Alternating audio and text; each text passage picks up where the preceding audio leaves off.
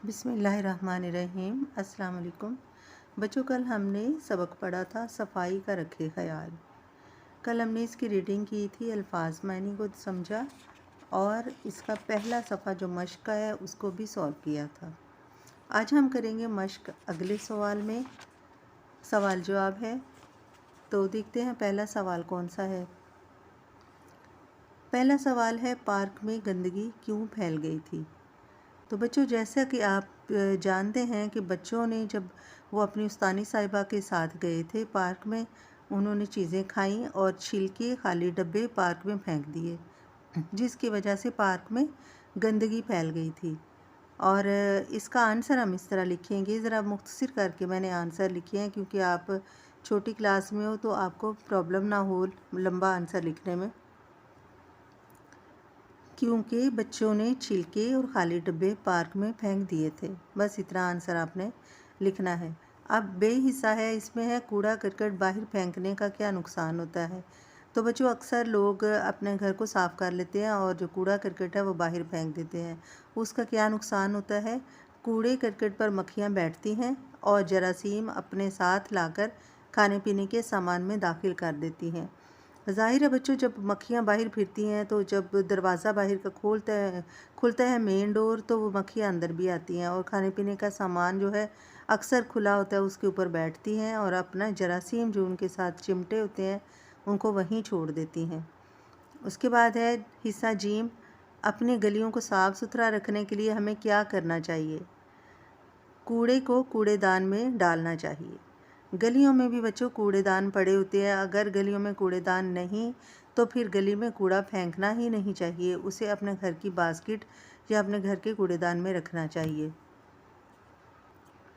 इसके बाद बच्चों ये है ग्रुप बंदी वाला एक क्वेश्चन है, मिलकर करें बात, जो कि बच्चे मिलकर एक क्वेश्चन को सॉल्व करते हैं। ये वो सवाल है, ये ज़बानी सवाल है, इसको मैं पढ़ूँगी और आप इसका जवाब फिर देंगे।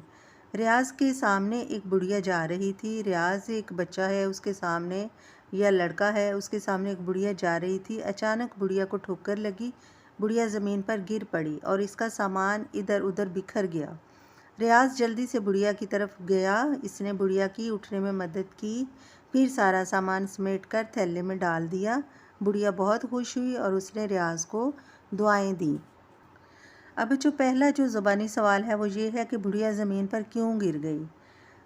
अभी मैंने पढ़ा है, यहाँ इसका जवाब है, आपने खुद जवाब देना है। अचानक बुढ़िया को ठोकर लगी, ये तो आपने सुना ही है। उसके बाद है कि रियाज़ ने बुढ़िया की किस तरह मदद की। इसने किस तरह बुढ़िया की मदद की, इसने बुढ़िया की उठने में मदद की, फिर सारा सामान समेटकर थैले में डाल दिया। सवाल नंबर 3 है, बुढ़िया ने रियाज़ को क्यों दुआएं दी। बुढ़िया बहुत खुश हुई और इसने रियाज़ को दुआएं दी। क्योंकि रियाज़ ने इसकी मदद की थी इसलिए बुढ़िया ने उसको दुआएं दी। अगला सवाल है बच्चों लफ्ज़ों का खेल, जो कि हम अल्फाज को समझकर इसको सॉल्व करते हैं। देखिए, नीचे कुछ अल्फाज दिए गए हैं और उनका पहला रुकन मतलब जो पहला हरफ है, पहले हरफ को तब्दील करने पर नया लफ्ज़ एक बनता है और उस नए लफ्ज़ को हम यहाँ पज़ल में से तलाश करेंगे। जैसे है माला, तो इसका नया लफ्ज़ है काला। यहाँ इसकी एक मिसाल दी गई है, ये देखिए, ये तलाश किया हुआ है काफ अलिफ लाम अलिफ। अब दूसरा लफ्ज़ है घोड़े। घोड़े को हम यहाँ तलाश करेंगे कि उससे मिलता जुलता लफ्ज़ यहाँ क्या बन रहा है। तो यहाँ बच्चों मैंने तलाश करके लिखे हैं, आपने अपनी किताब के ऊपर से खुद तलाश करने हैं। घोड़े का नया लफ्ज़ क्या है, तो यहाँ हम तलाश करते हैं घोड़े का नया लफ्ज़ कौन सा है। ये देखो बच्चों, एक तरतीब से ही जब अल्फाज आ जाए, दरमियान में अगर कोई और लफ्ज़ हो तब वो मुनासिब लफ्ज़ नहीं बनता। यहाँ है थे वाओड़े बड़िए, घोड़े का नया लफ्ज़ बनता है थोड़े। ये इस तरह ये लफ्ज़ जो है। और फिर इसके बाद है माली। माली का हमने नया लफ्ज़ जो है वो बनाना है कि यहाँ कौन सा ऐसा लफ्ज़ है जो माली के बिल्कुल हम आवाज़ बने। तो ये है बच्चों माली का नया लफ्ज़, डाल अलिफ लाम छोटी ये डाली। ये माली के सामने हम लिखेंगे। देखिए, पहला लफ्ज़ ही सिर्फ बदल रहा है, बाकी सारे अल्फाज वैसे ही हैं। इसके बाद है दादी। दादी का जो नया लफ्ज़ है वो हमने तलाश करना है कि दाल को अगर ख़त्म कर दें तो क्या होगा। बच्चों दाल को अगर हम ख़त्म कर दें तो यहाँ वाव है, वाव अलिफ दाल छोटी, ये बनता है वादी। ये आपको शायद सही तरह से पता ना चले, लेकिन ये वाव है, वाव अलिफ दाल छोटी, ये यहाँ वादी लिखा जाएगा। इसके बाद है मोटा। मोटा का हम नया लफ्ज़ तलाश करते हैं कि वो क्या होगा। मोटा का नया लफ्ज़ है छोटा। ये देखिए यहाँ से लेके इस साइड पे जा रहा है। मीम की जगह पर 6 का इस्तेमाल किया गया है। बाकी सारे जो हरूफ हैं वो वैसे ही हैं। वाव की जगह पे वाव आ रहा है, टे और अलिफ भी वैसे ही हैं। इसके बाद है बाजा। बाजा के अगर बे को हम ख़त्म करते हैं तो कौन सा ऐसा नया लफ्ज़ है जो हम यहाँ लिख सकते हैं। तो यहाँ से बच्चों हमने तलाश करना है रे अलिफ जीम अलिफ, ये है राजा। तो बाजा के साथ हम ये लिखेंगे राजा। इसके बाद है बच्चों अगला सवाल, कवायद सीखें। ये ग्रामर का सवाल, इसको हमने सीखना है। ये ग्रामर में लिखा हुआ है बच्चों यहाँ कि दिए हुए जुमले गौर से पढ़िए। इनमें ख़त्मा, सवालिया और सख्ता को नुमायाँ किया गया है। पहले तो आपको ये पता होना चाहिए कि ख़त्मा किसे कहते हैं, सवालिया और सख्ता किसे कहते हैं। ये ग्रामर के निशानात होते हैं। जब भी एक जुमला ख़त्म होता है तो उसके आगे हम एक इस तरह की छोटी सी लाइन लगाते हैं जिसे ख़त्मा कहते हैं, जैसे ये बच्चों ब्रैकेट में दिया गया है। और इसके बाद सवालिया निशान है कि अगर किसी भी कोई सवाल पूछा जाता है या कोई ऐसी तहरीर है जिसमें हम सवाल पूछ रहे हैं तो उसके आगे एक निशान होता है। इंग्लिश में इसे क्वेश्चन मार्क कहते हैं और उर्दू में सवालिया कहते हैं। और फिर सख्ता एक ऐसा छोटा सा कौमा है, जिस तरह ये देखिए ये छोटा सा 6 बना होता है, बहुत बारीक सा, इसको सख्ता कहते हैं। इसको हल्के से वक्फे के लिए इस्तेमाल होता है। ये एक ऐसी अलामत है जहाँ थोड़ा सा रुक जाना या ठहर जाना पड़ता है और फिर बात को आगे से शुरू करते हैं। जिस तरह है कि बच्चे अपने साथ फल, जूस और खाने पीने का सामान भी लाए थे। अब फल के बाद हम थोड़ा सा रुक गए हैं। जैसे मैं कहूँगी कि मेरे साथ अहमद, सारा और अली भी थे। तो फिर जब मैं और के दरमियान रुकना नहीं है, लेकिन जब पहला नाम लेंगे उसके दरमियान में रुकना है। अब हम पिछले सवाल की मुनासबत से ही ये अगला सवाल हम हल करेंगे। सवाल नंबर 6 है, जुमलों को पढ़कर सवालिया, ख़त्मा और सख्ता का निशान लगाएं और सामने दोबारा जुमला लिखें। यहाँ बच्चों एक जुमला मैंने लिख दिया है, लेकिन बाकी जुमले आप खुद यहाँ लिखेंगे। यही वाले सेम जुमले आपने यहाँ लिखने हैं। पहला सवाल है, हम पाकिस्तानी हैं। सवाल नहीं बल्कि बच्चों जुमला है कि हम पाकिस्तानी हैं। तो ये एक सिंपल सा जुमला है, ना इसमें सवाल पूछा गया है, ना इसमें हमें ठहरना पड़ा है। तो इसके आगे हमें यहाँ ख़त्मा लगाना होगा और इसी तरह जैसे मैंने ये लिखा है इसके आगे भी ख़त्मा। और फिर इसके बाद है, अब्बा जान ने आम, सेब और केले ख़रीदे। यहाँ आम, सेब, आम के बाद थोड़ा सा हमें सख्ता जो है वो यानी वक्फ़ा लेना है। अब्बा जान ने आम, आम के बाद हमें यहाँ सख्ते का निशान लगाना है। जब आप यहाँ लिखेंगे तो उसमें से थोड़ी सी जगह छोड़ लीजिएगा। ये देखिए आपको समझाने के लिए मैंने ये जुमला भी लिख दिया है। अब्बा जान ने आम, आम के बाद हमने ये सख्ता लगाना है और फिर सेब और केले ख़रीदे, ये इसी तरतीब से लिख देना है। इसके बाद है, क्या तुमने सबक पढ़ लिया है। ये सवालिया जुमला है, इसमें सवाल पूछा जा रहा है। तो जैसे हमने पीछे पढ़ा है कि किसी में सवाल पूछा जाए तो उसमें सवालिया निशान लगाते हैं। इसके बाद है, हम बलूचिस्तान कब जाएंगे। ये भी सवालिया जुमला है, इसके आगे भी हमें सवालिया निशान लगाना है। फिर कराची, हैदराबाद और सक्खर सिंध में है। यहाँ भी वैसे ही अल्फाज बोले गए हैं जैसे ऊपर बोले गए थे। अब्बा जान ने आम, सेब और केले ख़रीदे। यहाँ 3 अल्फाज इस्तेमाल हो रहे हैं। हमने भी कराची, हैदराबाद और सक्खर सिंध में है, इनकी जगह पर सिर्फ कराची के बाद हमने सख्ता यानी थोड़ा सा ठहरना है। कराची, हैदराबाद और सक्खर सिंध में है। इस तरह हमने इसको सख्ते की अलामत यहाँ लगानी है। बच्चों अगला सवाल भी एक पज़ल की तरह है। यहाँ लफ्ज़ी गिनती दी हुई है और हिंसा गिनती भी दी गई है। ये देखिए ये लफ्ज़ी गिनती है, 1 से लेकर 10 तक लफ्ज़ी गिनती लिखी हुई है।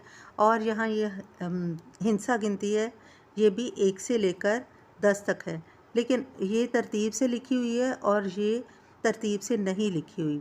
अब यहाँ कुछ स्टार्स दिए गए हैं, हमने इनमें से जो जैसे कि पहले 3 स्टार हैं तो हमने इसको लफ्ज़ी गिनती से भी मिलाना है और हिंसा गिनती से भी मिलाना है। अब यहाँ उन्होंने यह 4 स्टार हैं तो उन्होंने 4 के साथ इसको मिलाया है, यहाँ 4 स्टार को इधर 4 के साथ मिला दिया। अब एक मैं आपके लिए सॉल्व करती हूँ, बाकी आपने खुद करने हैं। जैसे ये 1 स्टार है तो यहाँ 1 लिखा हुआ है, इसको हमने इसके साथ मिला देना है और यहाँ से फिर हमने 1 को लेके आना है, यहाँ 1 दूर है, ये इसको लाइन के साथ यहाँ 1 वाले कॉलम में हम इसको ले जाएंगे। इसी तरह आपने देखना है कि यहाँ 3 है तो 3 वाला कौन सा हिंसा है, यहाँ से 3 बहुत दूर पड़ रहा है, लेकिन आपने स्केल की मदद से इसको आहिस्ता आहिस्ता से यहाँ 3 के साथ मिलाना है और यहाँ भी इसको 3 के साथ मिलाना है। ये देखिए, इस तरह आपने ये सवाल जो है उसको हल करना है। यह बच्चों, बहुत से बच्चे ऐसे भी होंगे जिनको हिंसा गिनती की पहचान नहीं है। हिंसा गिनती बहुत आसान है और हर एक को वो आनी चाहिए। यहाँ मैं एक साइड पर हिंसा गिनती अलिफ से 1 से लेकर 10 तक लिखती हूँ।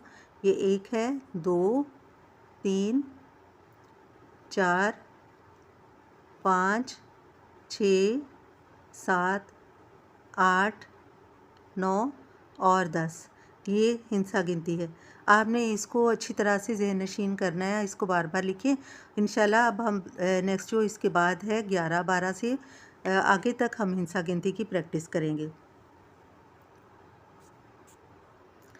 इसके बाद अगला सवाल है बच्चों, कुछ नया लिखें। तो पहले हमने 2-3 असबाक में पढ़ा है, कभी घर का एड्रेस लिखना और कभी अपने स्कूल का एड्रेस लिखना। इसमें एक नई चीज़ है कि फ़र्ज़ करें आपके घर के सामने पार्क है और आप पार्क में जाते भी हैं। आपको पार्क को साफ़ सुथरा रखने और कि इसकी हिफाजत के लिए क्या क्या इक़दामात करने चाहिए। तो बच्चों, यहाँ कुछ मैंने इजी से लिखे हैं, आप उनमें से 2-4 भी कर लें तो आपके घर का पार्क जो है वो साफ़ रहेगा। पार्क से फूल मत तोड़ें, क्योंकि पार्क में जब भी आप जाते हैं तो कुछ ना कुछ वो सब्ज़े के साथ फूल भी होते हैं। पार्क से फूल मत तोड़ें, ये भी हम उसका ख़्याल रख रहे हैं। खाली डब्बे ना फेंकें, जब भी कोई चीज़ खाते हैं, जूस पीते हैं तो खाली डब्बे ना फेंकें, छिलके कूड़ेदान में फेंकें और बिला वजह पानी ना गिराएं। बच्चे कुछ पानी की बोतलें पीने के लिए घर से ले जाते हैं और थोड़ा सा पीते हैं, बाकी वहाँ गिराते हैं, जहाँ से फिसलन भी होती है और दूसरे छोटे बच्चों के गिरने का एहतमाल भी रहता है। इसके बाद है घास ना उखाड़ें। तो बच्चों, जब आप पार्क में बैठते हैं तो बिला वजह इधर उधर जब आप बैठे हों तो उसकी घास को मत उखाड़ें, क्योंकि आपको पता है कि पौधे भी जानदार चीज़ हैं, इसलिए हमें उन्हें तंग नहीं करना चाहिए। झूले लेते वक्त एहतियात करें, जब भी आप पार्क में जाएं झूले लें तो आप एहतियात से काम करें और झूलों को बेजा इधर उधर मत फेंकें। इस तरह झूले के टूटने का चांस होता है और जो किसी के लिए जान का ख़तरा भी बन सकता है। बच्चों, सबसे आखिरी सवाल ये है कि आओ करें काम मिलकर। हमें जो कौन से काम हैं जो करने चाहिए, ये सरगर्मी है, प्रैक्टिकल वर्क है एक, कि आपने क्लास में किसी डब्बे में कूड़ेदान बनाएं। किसी डब्बे को लें आप, जूते वाला खाली डब्बा ले लें या कोई भी ऐसा डब्बा जो गत्ते का आप बना सकते हो। एक मोटा चार्ट लें, हार्ड चार्ट, और अपने टीचर की मदद से उसका एक डब्बा बनाएं और इसे कमरा जमात में रखें एक बास्केट की तरह, ताकि आप उसको उसमें कागज़ वगैरह या जो पेंसिल शॉर्प करें तो उसमें फेंकें। इसके बाद है कमरा जमात में सफाई के मुख्तलिफ काम एक दूसरे के ज़िम्मे लगाएं और सफाई का दिन मनाएं। तो बच्चों, ये जो है ये टीचर के दिए हुए काम होते हैं जो प्रैक्टिकल करने हैं। देखिए, आप एक छोटा सा खूबसूरत सा डब्बा बनाकर अपने टीचर की टेबल पर भी रख सकते हो, जिसमें वो पेंसिल वगैरह या कोई ऐसी चीज़ रख लें। आप अपने डेस्क पर भी रख सकते हो। और फिर कमरा जमात में सफाई के मुख्तलिफ काम, यानी टीचर अपने बच्चों की ड्यूटी लगा सकती हैं कि वो केयर करें कि बच्चे कूड़ेदान में कूड़े डाल रहे हैं या नहीं डाल रहे, या फिर दरवाज़े पर कोई लाइनें तो नहीं लगा रहा, या बोर्ड को कोई गंदा तो नहीं कर रहा।